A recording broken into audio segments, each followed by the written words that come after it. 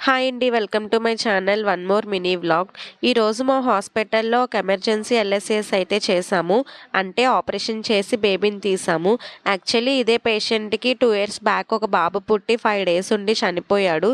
So ఆ patient అయితే మాత్రం చాలా సఫర్ అయ్యారు ఈ 2 ఇయర్స్. ఫైనలీ ఈరోజు అయితే వాళ్ళ బేబీ కోసం అటెండర్స్ అయితే చాలా వెయిట్ చేస్తున్నారు, బేబీని ఎప్పుడు చూపిస్తామా అని చెప్పేసి.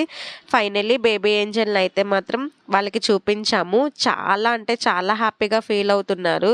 పిల్లలు లేకపోతే అసలు అది ఎలా ఉంటదనేది అది భరించే వాళ్ళకి మాత్రమే తెలుస్తది ఆ పెయిను.